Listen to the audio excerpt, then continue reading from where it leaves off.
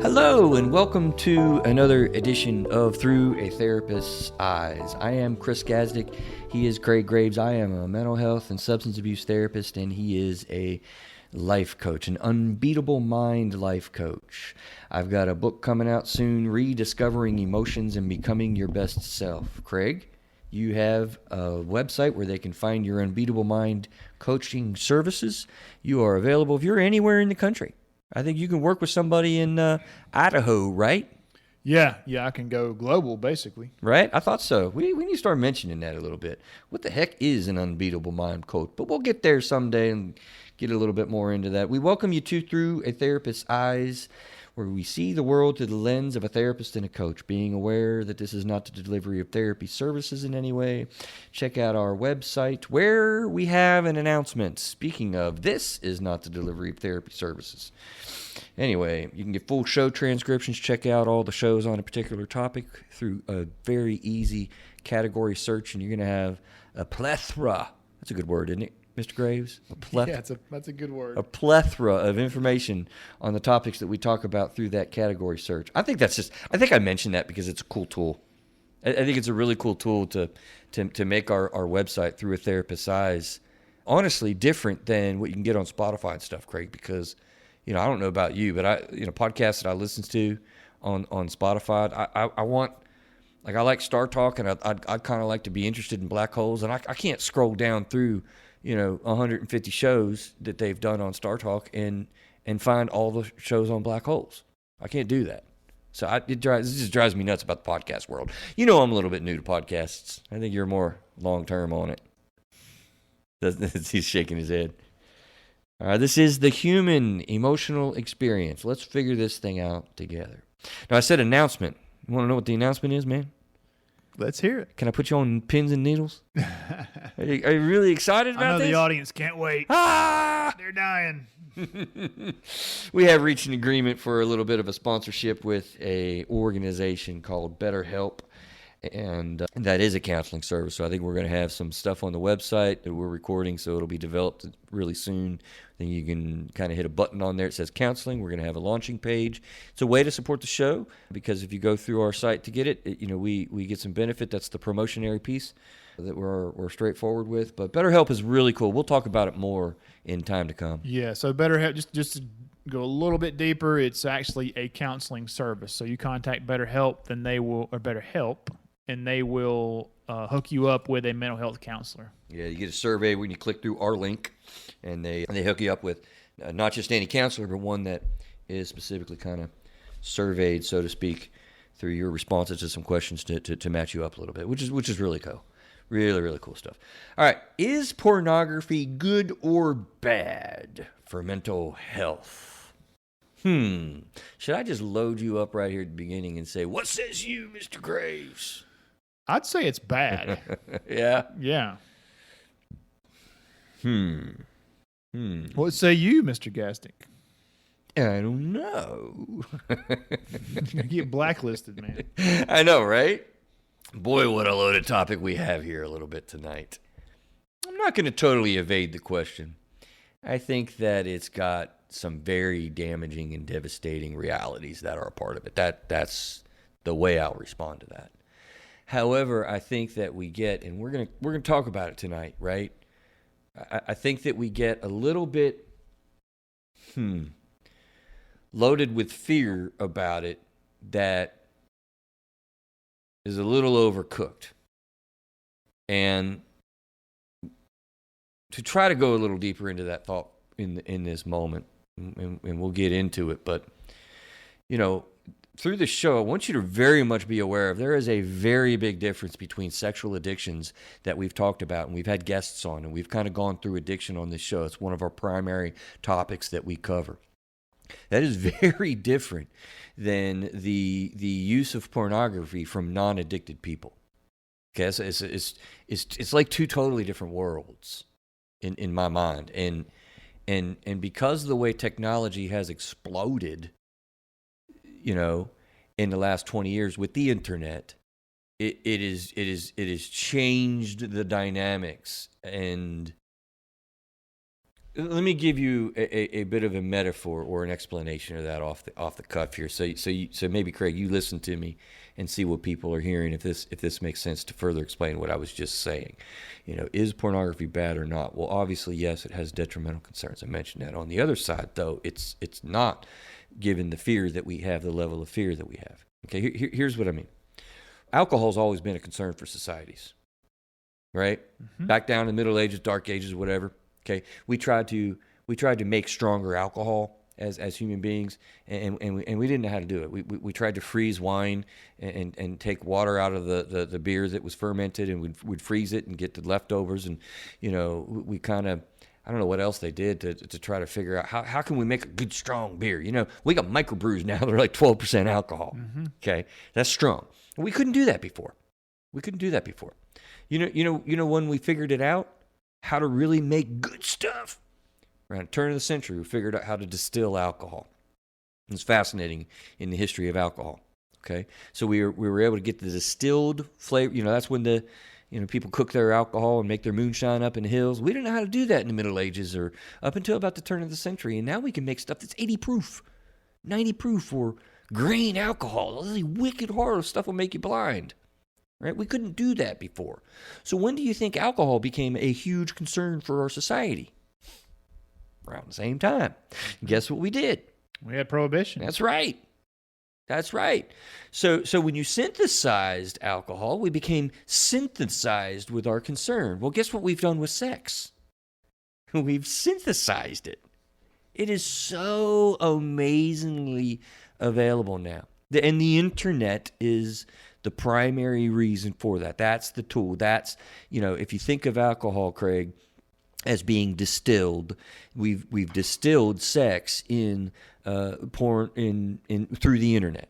The availability, the topic, the depth of it. I mean, before the internet, do you think you could get very easily a detailed, movie for an hour on orgy?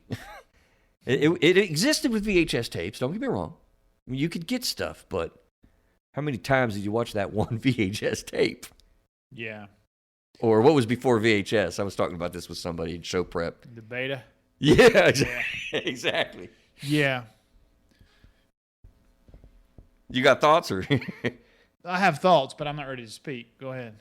Okay. I wasn't sure, man. It's like there's pause on you. What's your head doing?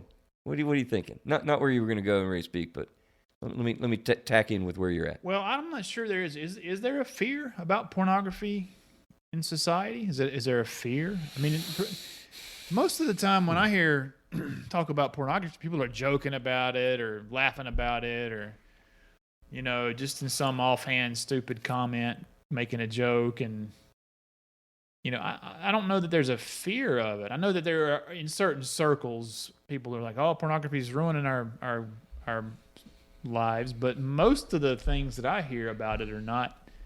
I wouldn't say are fear based. I'm gonna do something right now. Okay, don't think about this, and we're gonna rapidly go at it, and I'm gonna say something to you. Okay.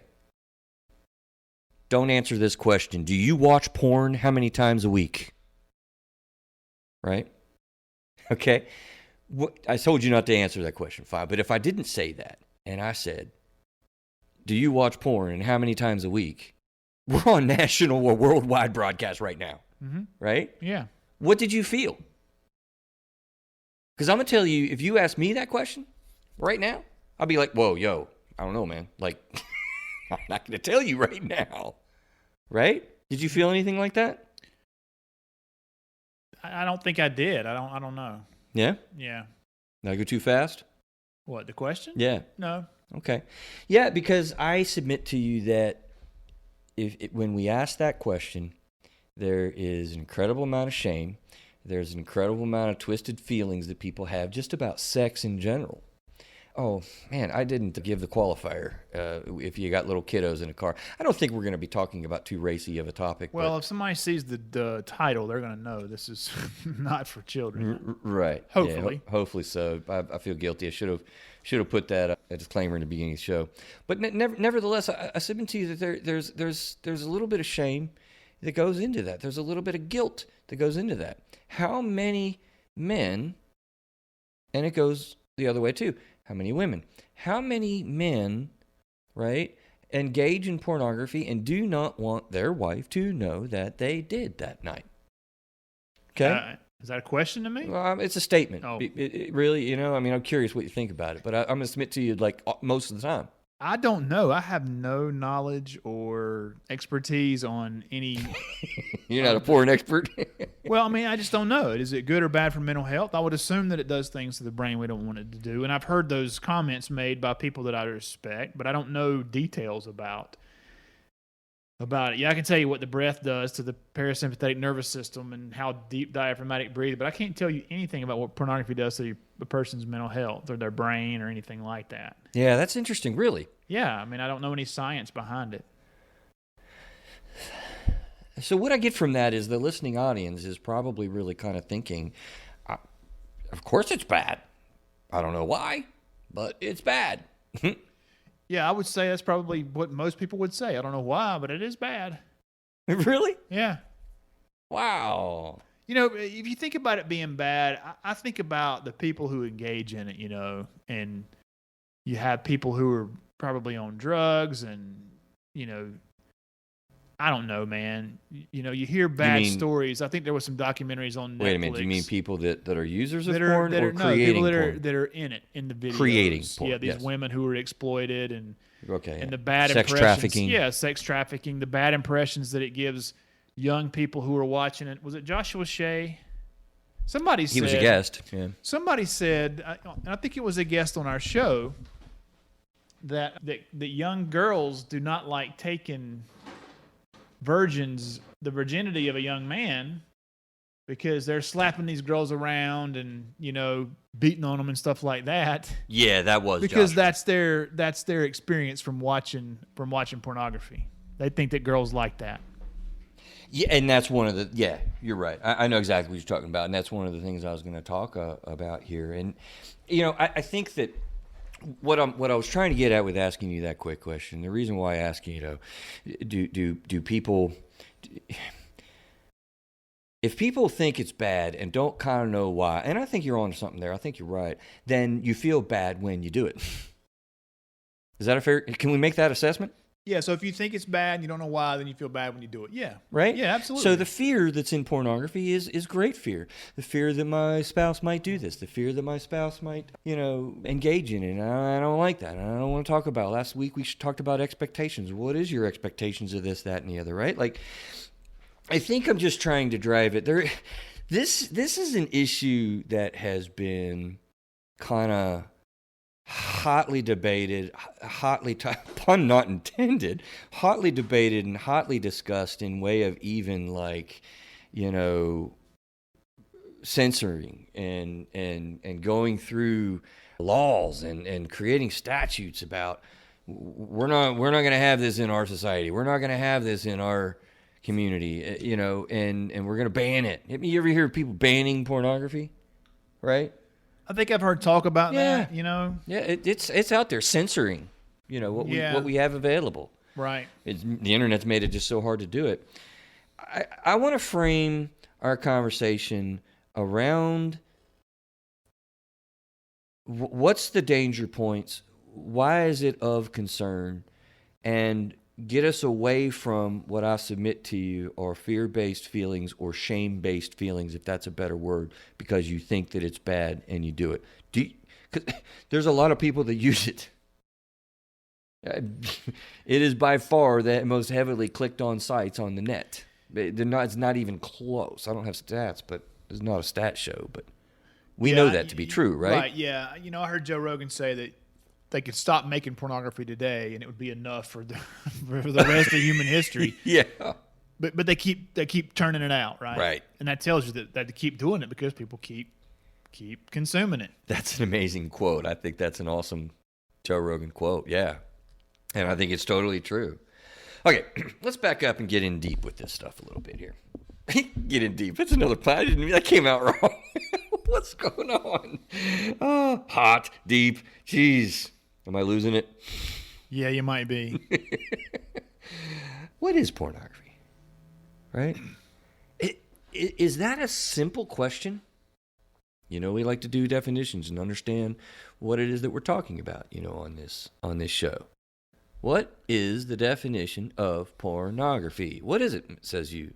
Well, I read your little show note definition there, but before I read that, I would have said people engaging in sexual activity on camera or on video or print. Huh? Print. I wouldn't have said, well, I guess print would be the same. Yeah. Oh, absolutely. Yeah. I think this definition goes further, but that's what my initial thoughts on that would be. So you're going safe. You're going pretty broad. No, I think this goes even broader. I think the definition you're getting ready to read to us is more. Yeah, you're broader. Is that? No, I think I'm more. I think I'm thinking about a man and a woman, or I guess you could go women on women or men on men, but engaged in sexual activity in video or print. But this definition that you got here says printed or visual material containing the explicit description or display of sexual organs or activity intended to stimulate erotic rather than aesthetic or emotional feelings. So that could be a picture of a girl or a guy or whatever. But I think about pornography being two people engaged in sexual activity. Interesting. So Playboy magazine would be pornography by that definition. Yeah. Yeah, but well, it's interesting because you know, another one that I came across, and these are not my definitions, listening audience, please, but know that. But the depiction of erotic behavior, as in pictures or writing, intended to cause sexual excitement. Actually, that second definition is kind of what you just said, isn't it? Yeah. Yeah. Well, no, maybe not, you know. Well, the depiction of erotic behavior as in pictures or writing. I think that's kind of what you said, pictures or writing intended to cause sexual excitement. They add that last piece, which broadens it out a little bit, right? But yeah, I guess in your first description there, first definition, just could be a naked person. Yeah. Right? Yeah. B could be what I said, a couple, or it could be a single person if they're engaged in some kind of explicit something. Yeah.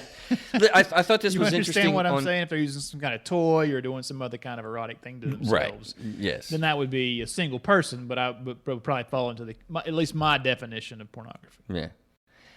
Well, but you didn't say that to start with, though. It's a couple's sexual act. Yeah, it's a couple's sexual act, right? But I think B could be just a single person. You know, which is it pornographic to do this? I heard, what was this, Stein? What was a New York radio guy? Now he's not even on the air. He's on the car radio. Howard Stern. That's his name. Remember Howard Stern? Yeah, I remember Howard Stern. I think he's still doing his thing. He may be. He was doing a thing where he was, we've qualified our thing for listening audience, I guess, at this point. Yeah, he was doing a thing where he had a woman, you know, call in, and I actually happened to see, this is like one of the only Howard Stern things I've ever seen, to be honest with you. Had a woman get on top of a speaker at home, and he was going to engage with her, you know, for a sexual act. Right? And she was getting on top of the speaker. I'll let your brain just go with it and know what I'm talking about. Is that pornographic? It was on the radio. It was like on an air. Yeah, I don't know. I'd say no. But I don't know. What is that? You would say no? Yeah. I'd say no, but I don't know. And this next one that you got here. Yeah. In light of these remarks, and it's about Marilyn Monroe.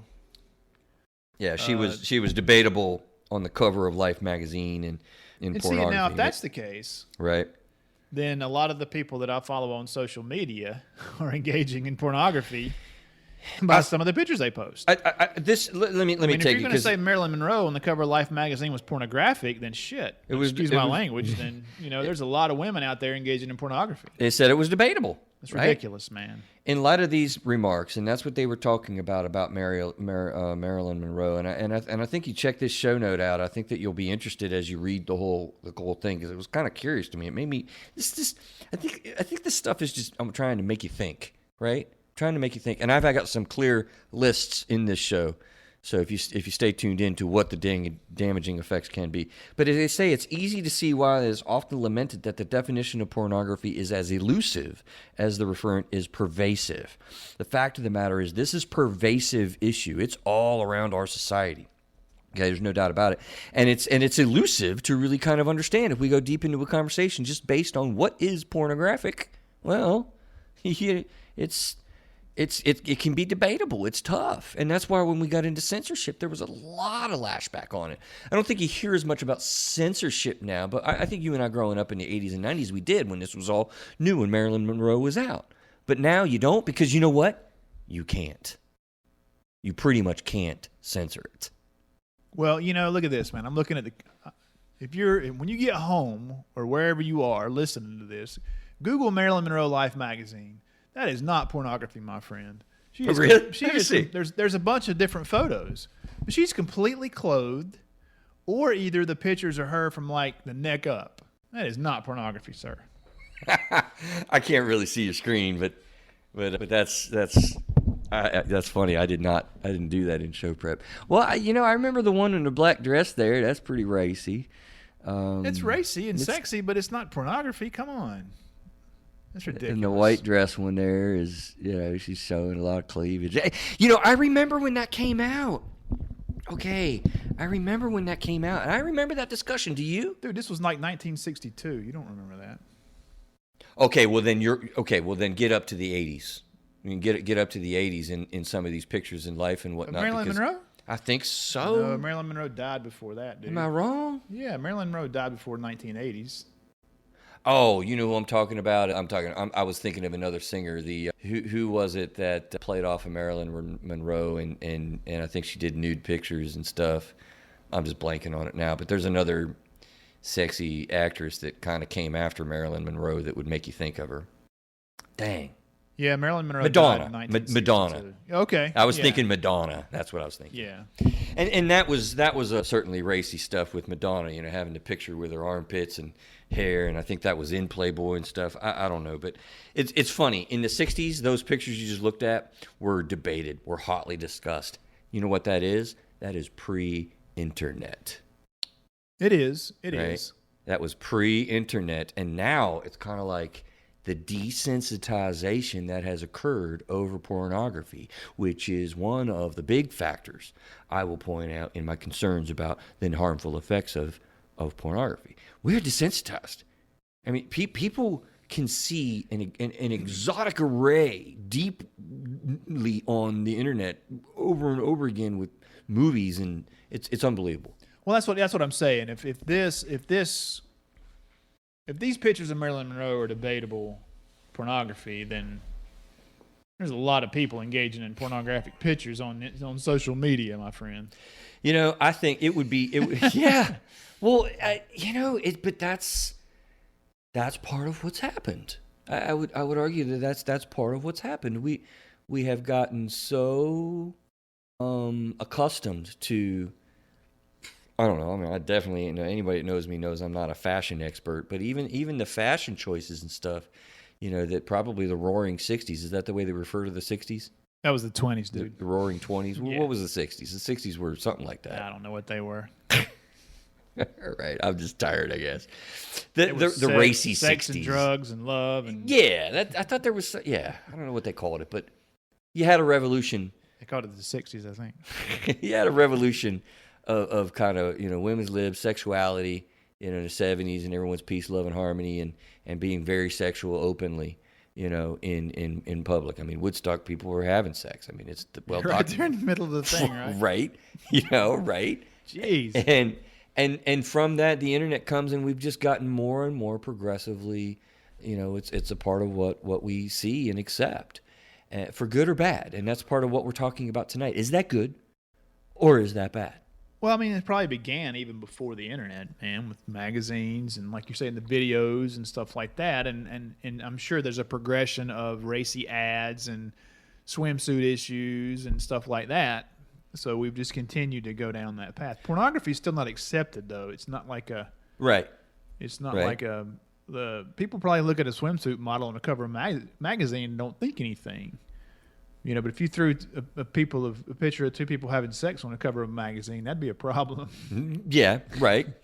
Right. The thing is here, and where it becomes a concern of mine, is the synthesization of sex. If I said that right, the synthesization of alcohol created a major uproar and a major rise in intensity with alcoholism. And such the same that we see with the incredible synthesization of sex, meaning you can get a lot, you can get it very clear, it's high def. I mean, you see stuff now that you just couldn't see before we had all of that. Yeah. And for addiction, it has just spiked it, and we've talked about it on the show before. It's just spiked it to all different levels. We're not talking about addiction tonight, right? Make that point again. But in that synthesization, you know, there's a lot of people that don't have alcoholism that started drinking liquor in the 20s, 30s, 40s, whatever, and they didn't have addiction. Was that good or bad? Well, we can have the same conversation there, right? So we're talking about pornography this way, but I just think there's an interesting overlap and an interesting sort of overplay between, you know, the two of those issues, right? They play off each other. You can understand the newer issues with sexuality and pornography if you look at the older issues of how we dealt with alcohol and whatnot in this country, but around the world.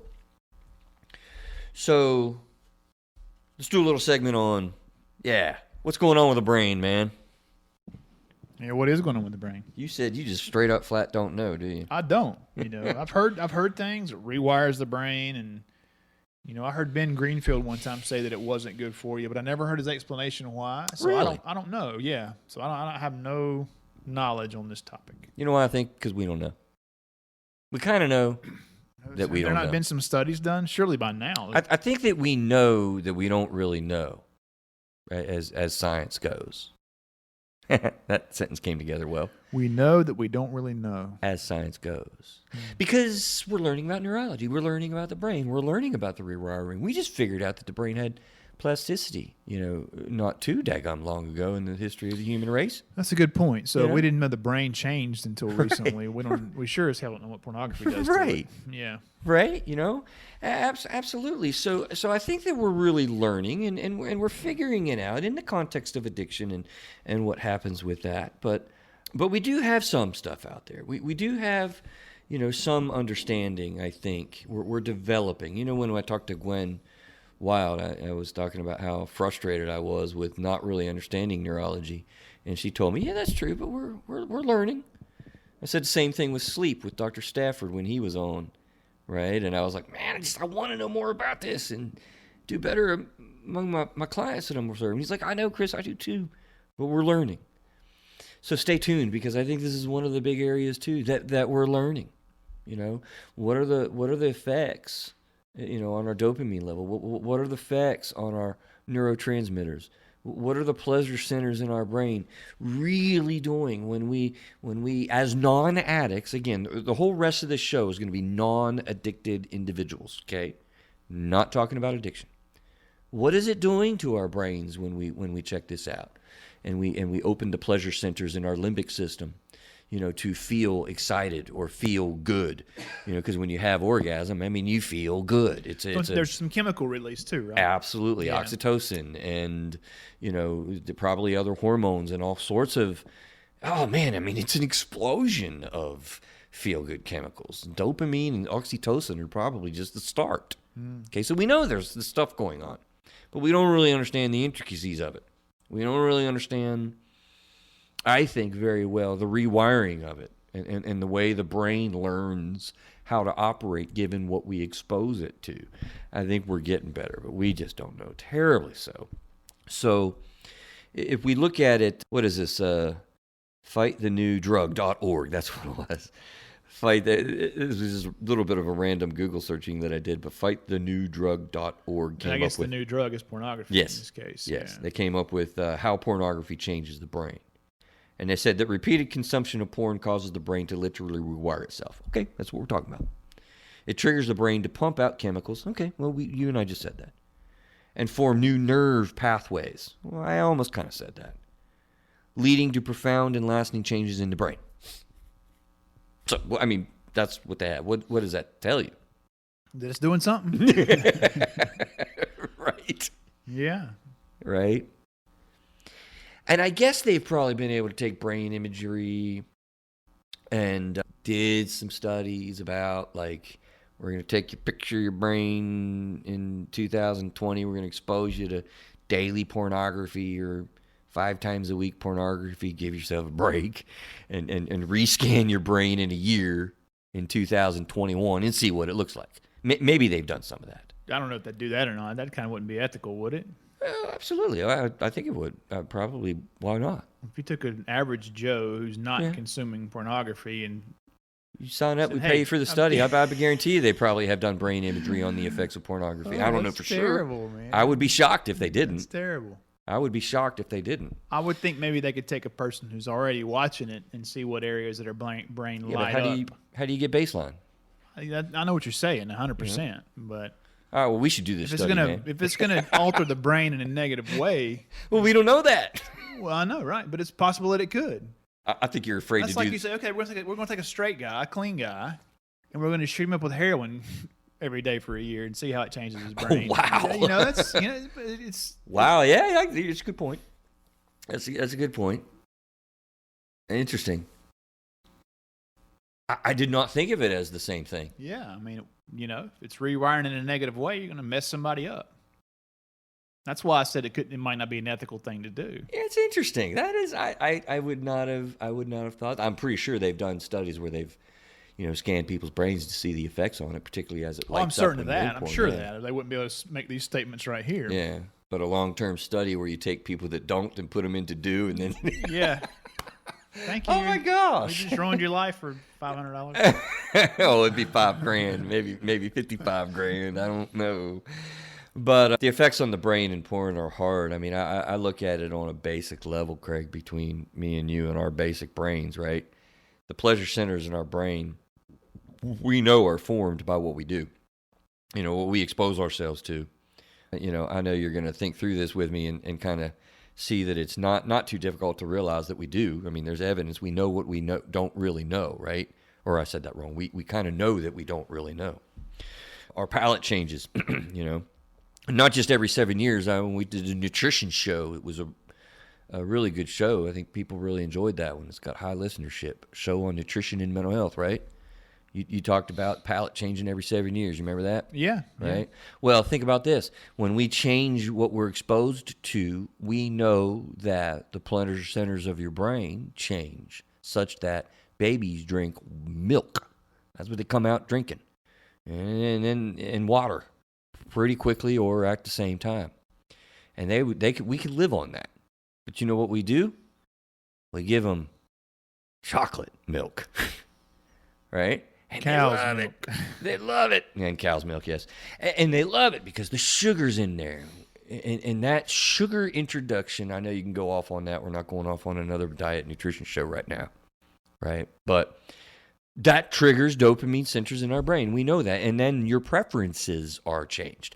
Well, what are your preferences? Your preferences, what I do makes me feel good. So I'm going to drink chocolate milk instead of regular milk. See how we expose our brain and we rewire it, and it operates differently after we expose it to chocolate milk, right?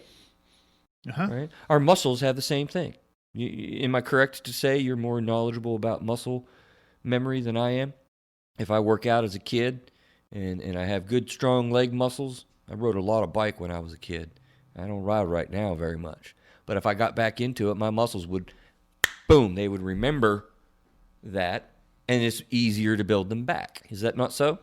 That's true. Yeah. Yeah, but I think the muscle memory we're talking about here would probably come from the fact that even though you hadn't ridden a bike in 10 years, you jump on one, you can ride right away. Well, that's a little bit different. No, I am talking about, I don't understand why my muscles would remember that, hey, when I was 15 to 25 years old, I rode my bike a lot, literally, Chris Kasnick. I don't now.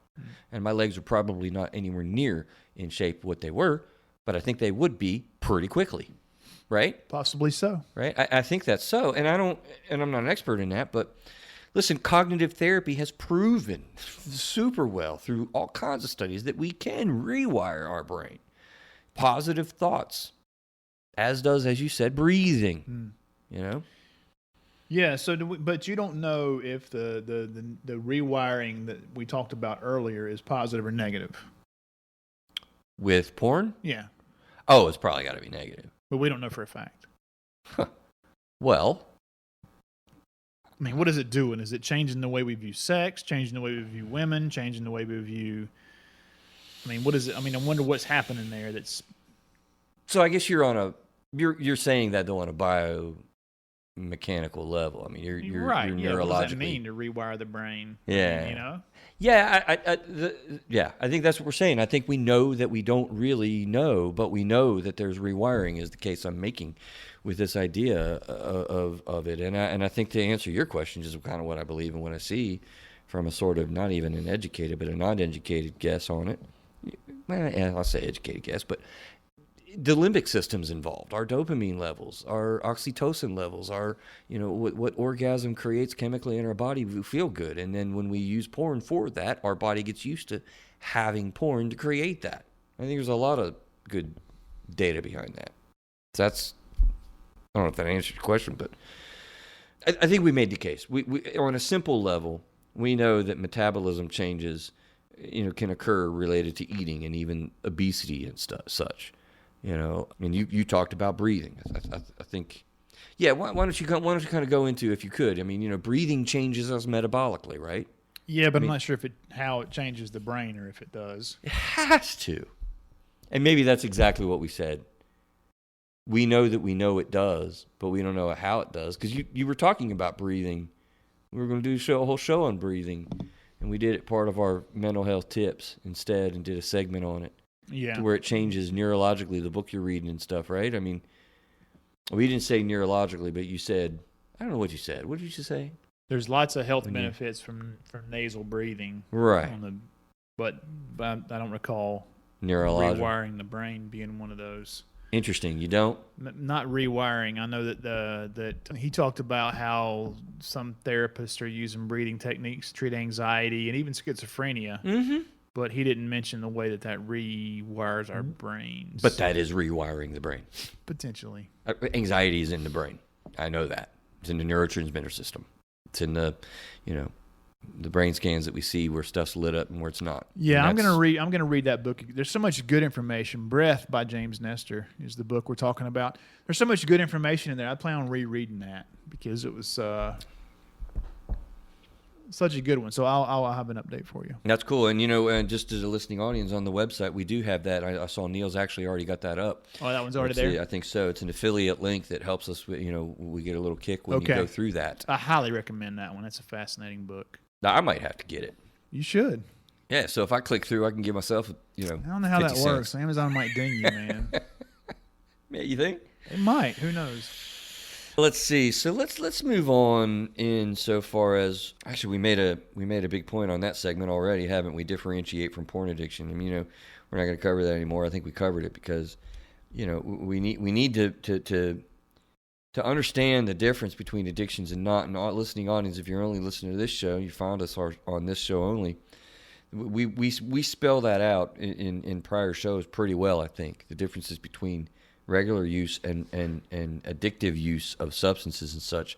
And I think that's important for you to understand so that we don't have the fear factor that we have, as we talked about earlier here today, about, not shame, but the fear factor of, oh my God, if I use porn, I'm going to be addict. Don't. Do you think people, I'm curious, do you think people say or teach or purport the myth that if you listen to porn or if you're a porn user, that you have addicted behavior? I kind of feel like that's something people would say. I don't know. Yeah? I don't think a lot of people probably realize that sex can be an addiction. Well, okay. Yeah, you're right. So that's the furthest thing from their mind. Yeah, I think you're probably right. So that doesn't hit. Yeah, no, I think you're probably right. The dangers of and the potential harmful effects that seem clear to me. Okay, this is just my brainstorm on what I'm thinking.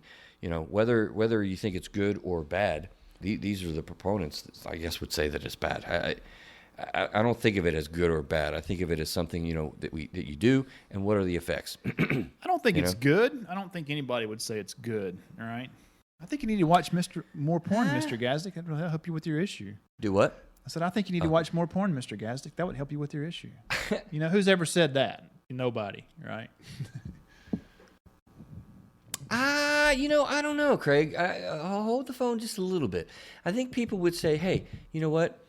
To masturbate, to pleasure yourself, to have sexual outlets, can be good for your marriage. I could see people kind of purporting really? the notion. Yes, can be, so you don't have the pressure to have your sex be sexual, your partner be sexual. I think that people would say, to a certain extent, it's okay to fantasize about. In fact, I've heard many years ago, I read this somewhere in a therapy context or in a mental health context because I was learning. I think I was very green. I have no idea where I read it. But there was a suggestion somebody made. I don't want to say it was a therapist, but it may have been a therapist. I mean, I'm going back 25 years now, honestly, I think, where somebody said, when you're having sex with your spouse, imagine a fantasy that will help spice up your sex life, and that is a cool thing to do. Are you serious? Yeah. Is that a good idea in your professional opinion? No, I guess to put it short, but in the long term, what you got to think about is what are the effects? I mean, you talk about spicing up your sex life. Well, what does that mean? Get toys, get objects. Therapist. This guy's a therapist? Well, I'm trying to be careful because I'm going back really far. Fantasize about another woman while he's having sex with his wife. I'm going back really far, but it was in a mental health context, and I feel like it may have been somebody that purported themselves to be an expert that did give that advice. Yes, I'm going to say yes. Jeez. I would never tell somebody that. I'm not a therapist, but I would never offer that advice. It's horrible. We have had conflicted, very difficult to understand conversations for years about sex and pornography. I feel like. And by the way, I haven't planned it, and I don't know that we're going to or have time to. But boy, how do we deal with the questions of religion in this, and moral components of this? Yeah, right? Yeah. Right? Where does that play here? I don't know. Right. Right? Yeah. It's a big factor, though. Yeah, definitely is. I mean, because it's lust, right? I mean, if you looked at it from a religious perspective, it's definitely lust. Yeah. Right? And thou shalt not covet thy neighbor's goods.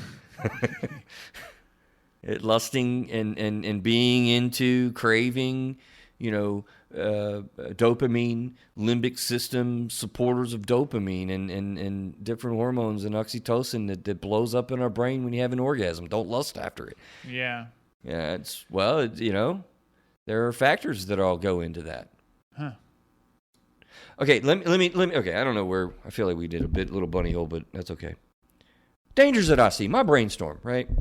These are the real realities. Whether you think it's good or think it's bad, it's probably somewhere in between is the reality of it. But the fact is, these are things that in a relational sense, in an emotional sense internally, in my brainstorm that I'm kind of seeing that do offer, kind of concern areas.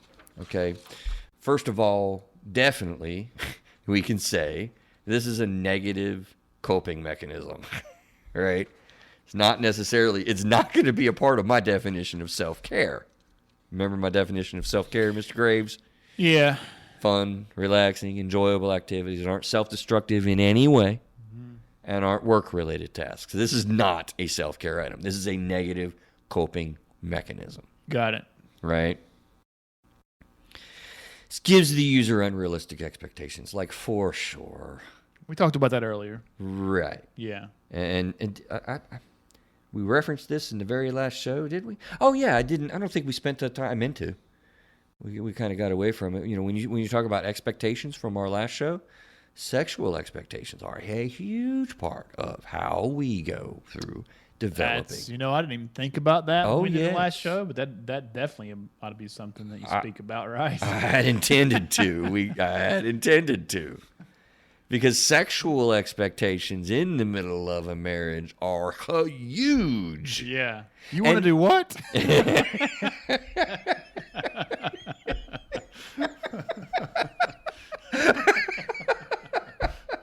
Yeah, we're laughing, but God, I can't even look at you in the face right now.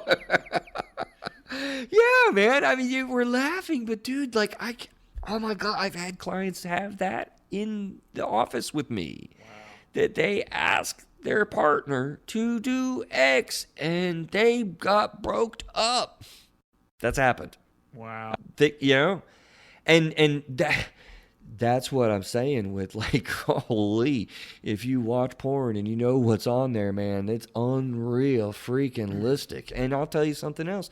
This isn't always guys watching porn wanting to do something. This is women watching porn and wanting to do something also. At those rates Joshua Shea talked about are increasing. Yeah, a lot. yeah. Well, he talked about that too. And I've heard that in other places, that pornography is becoming more common among women, female viewers or whatever. Yes.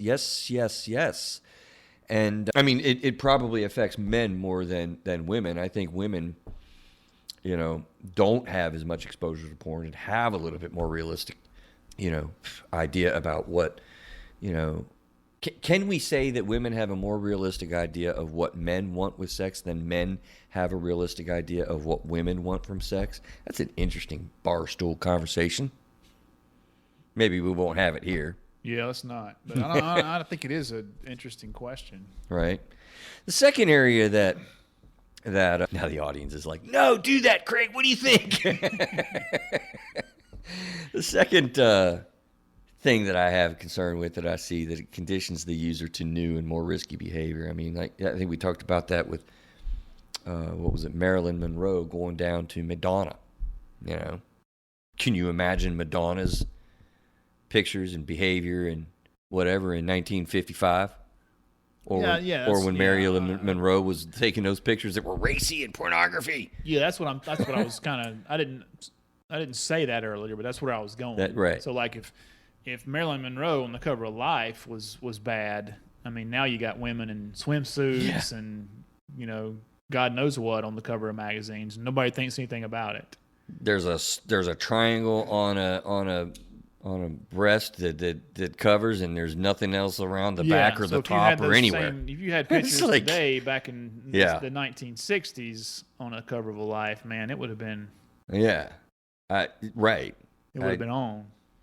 So that goes back to that desensitization comment you made. More risky behavior as well. A lot of affairs. Yeah.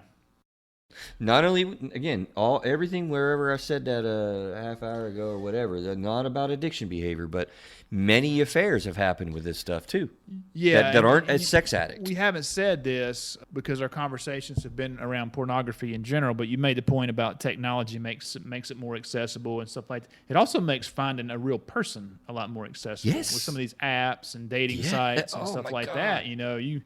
You might get on an app tonight and meet somebody and have sex, and that'd be the end of it. Never see them again. Yeah, we've said this before when we were talking about sex addiction. That, I mean, the conference I went to was, it's probably 10 years old now. Gosh, at least 5 years. Well, no, more than 5. And the stuff they were telling me, I was blown away. I came home and I talked to my wife. I'm like, honey, at least you know that they have apps that you could find somebody literally as a dot on the screen that is 5 miles away that says they want to have sex with you. I was blown away at that. Yeah. Right. Like, you know their address. Yeah. Right now. It's bizarre, right? It still trips me out. Yeah. And they've made a connection. They've made the statement on that app that they want to have sex right now. Yeah. I still, even in this moment, it's just like I don't have a category. I don't have a category for that. This is crazy.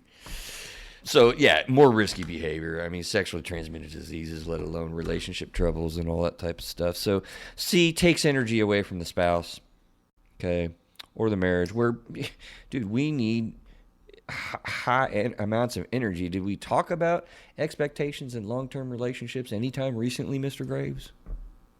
Yeah. The last show. Last week. Yeah. Right. And the week before. Marriage takes a lot of energy to maintain in any kind of healthy way.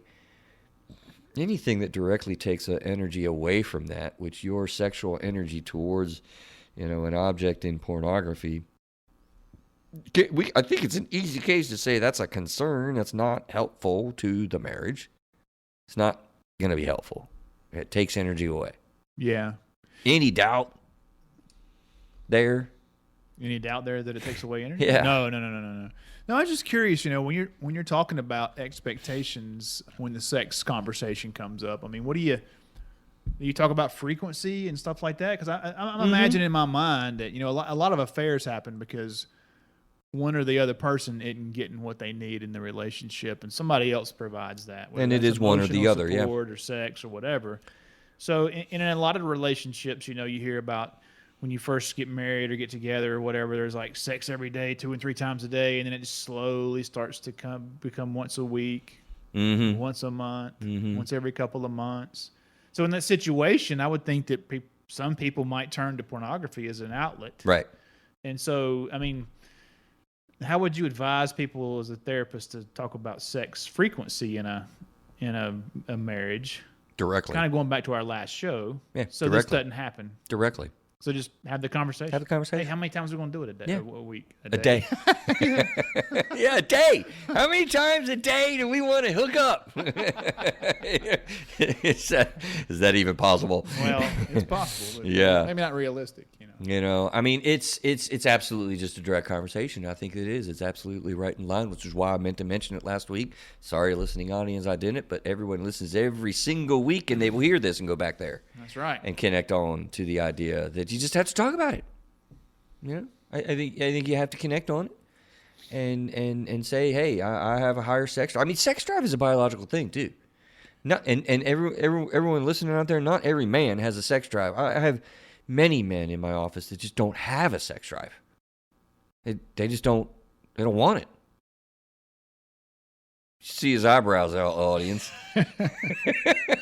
His eyebrows just contorted. One eyebrow line went in 4 directions. It's true. It's absolutely true. It's funny that you reacted that way. Yeah, I think most people think with what I just said about the guy. Yeah. But it could be the other way around. Absolutely. Yeah. Absolutely. Got it. D creates guilt. Okay. I think that pornography, whether you admit it or not, when you use it, there is a factor, and that's why I asked that weird sort of quick question at you earlier in the show. Right? Don't answer this. Do you use pornography? And how often do you use it? Right?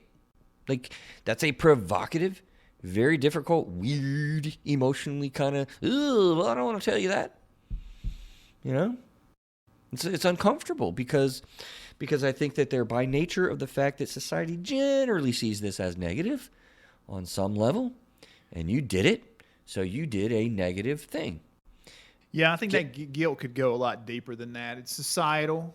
Mm-hmm. You mentioned religious implications. Morally wrong. If you're doing it and you know that your spouse don't like it, but you're continuing to do it, then you feel bad that you're horrible. You're a sorry butt, and so there's more than just society. I think that's definitely one of them. But there's lots of factors playing into that. I think so. I think there's fear in that. It's what we were talking about before. Yeah. And I think maybe you see that a little bit more because I think you were like, I don't think people are fearful of it. I don't think, again, maybe the wrong word, fearful and shameful and guilty and bad. They feel bad, kind of. But anyway, terrible item of self-care, often serves as an emotional outlet like alcohol. Not good to have alcohol as a coping mechanism for your feelings. Not good to have pornography as a coping mechanism for your feelings, right? Yes. So interestingly enough, on the other side of the notion, is pornography bad or is pornography good? Interesting article. What is this on? What did I find this on? This made me think about this issue, Craig. MedicalExpress.com, right? lot porn mental health. Well, I don't know what that says. What is that? The name of the article? Lot porn mental health issues. I don't know. Frequent viewing of porn is a bad thing. Can it lead to psychological problems, feelings like distress or depression or mood disorders, or in some cases, hypersexuality? So in general, these guys are That's saying... a question. I'm just right, to be question. clear. That's a question. But is frequent viewing of pornography a bad thing? Can it lead to psychological problems, feelings like distress, depression, or mood disorders in some cases, hypersexuality? And they say in general, no. They say no. That's what this article said, no. According to a new international study led by this person, I don't know, they got apostrophes above their letters, so I think they come from France or another country, if I kind of skimmed this article and checked it out. Well, it says he's Hungarian. Oh, that's right. Yeah. Yeah, there it is right there. Yep. Hungarian researcher doing postdoctoral work in the laboratory for study on sexual health, part of the Department of Psychology at the Université de Montréal. Right? So they say, rather, the data tends to show that both clinically and scientifically viewing frequency is not necessarily a reliable or sufficient indicator of problematic or compulsive use of porn. And I got to thinking about that. I was like, I don't know, man. Really, like, do we know what's going on with the brain? I just listed the brainstorm I had about the concerns, right? So they're saying, frequent use, I think is what it even said, right? So I don't know. I thought it was fascinating. They cited 3 types of users. Okay, porn infrequently used was 68 to 73%. Those who are frequent users without any troublesome incidences was 19 to 29%, and then frequent users with whom porn has become a problem is 3 to 8%. Now, what I thought about interesting about those percentages and whatnot is, do you remember the percentages of alcoholism in our society, drug addiction? I don't. Right, 10% or so. Okay. I like to say 10 to 15%. So this was 3 to 8%, and they're like whatever study. And I just see a correlation there. I see those numbers. We're not talking about the 10% of people that have addiction here. And the problem creation of the rest of the 90% of people might not be so bad. It might not be. I mean, it's like alcohol. People drink alcohol. It's not so bad. But it's not, like, healthy. It's not, like... Well, there's some arguments that alcohol consumption can be healthy. Well, that's true. Wine, yeah. Wine, Particularly maybe beer. I've heard beer cleans out the kidneys, whatever. Does it? I've heard that. I don't know how true that is. That's really good news to me. It's funny. I was going to make a joke. A new international study paid for by the porn industry, led by... Oh, yeah. No, so it's just interesting if there are other contradictory research items out there that say that it does indeed do damage. So I don't know, man. And I think they were citing in here, this Both person. What does 2 dots above a 0, an O do for the word? That's one Both? of those. I don't know. I don't know the answer to that. B-O-T-H-E with the dot above the O. How do you pronounce that? So, Chris, let me ask you a question. Well, let me go real quick. Is it more of an interaction between different individual personality characteristics is what they're saying, and social and societal context, right? That's what they're saying. Is that what creates problematic use of pornography versus, other things? It was an interesting, notion about is this good or bad? And it's almost kind of like you don't find much that says it's not bad, but I did find this. Yeah, what's your question? Yeah, so what do you think? I mean, the title of our show is Pornography Good or Bad for Your Mental Health? What say you, Mr. Gazdick? It's average. Average. I'm going to say it's a negative coping skill. I don't think it's good for you, but I think that the fear that is out there about it is not, you're not going to become addicted, when you use porn. And I think it's very corollary to alcohol. I think it creates, particularly in relationship to other people, potentially high-level concerns with its use, particularly in a marriage.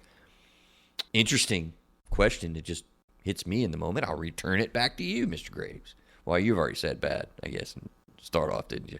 If you're not married, you have no obligations to anyone else with fidelity. You stay single till you're 40 or whatever. Is pornography bad for you? Well, again, and we talked about religious implications, if you're a strong believer in a particular faith that looks down upon that kind of thing, then that's between you and your God, I guess. Mm-hmm. He's evading the question. No, I'm not evading the question. I'm just bringing up the point. There still could be some of the same things you talked about in there. You might think that. Yeah, it's definitely. You might think, I'm single, unrealistic and I'm expectation. not Yeah, you're right. Anybody, and I can do whatever I want to. Right. But just if you still answer to a higher power, there's that. And like we said earlier, there's some documentaries on Netflix about these women who've led a life in the porn industry and how they got treated and where they are now. And it's so are you supporting the exploitation of these people when you watch that stuff? I mean, there's still some questions you have to wrestle with, even if you're completely unattached. Yep. I'll answer the question you popped me there. Is the title of the show in the end, and the way I want to end is this quote, right? I think this is a good quote. If you listen to this whole conversation, you're going to understand this quote, that addiction is the true beast, though pornography can cause problems.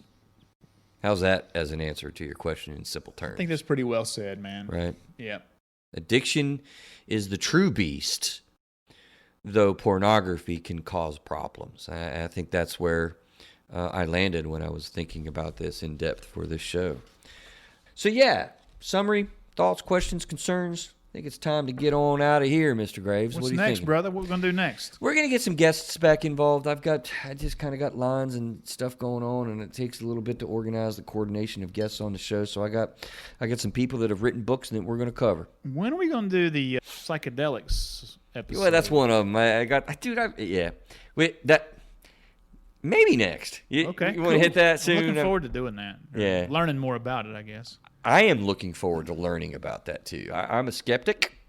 I will tell the doctor so when we approach him, mostly because I don't understand it. I don't understand what freaking horse tranquilizers and stuff are going to do to help our brain grow and develop. It's ketamine. There's a lot going on in there, man. Right. Hope you guys have a good week. Enjoy the show. We enjoy doing it with you. Let's continue next week with probably some guests coming on, man. Have a great week, guys.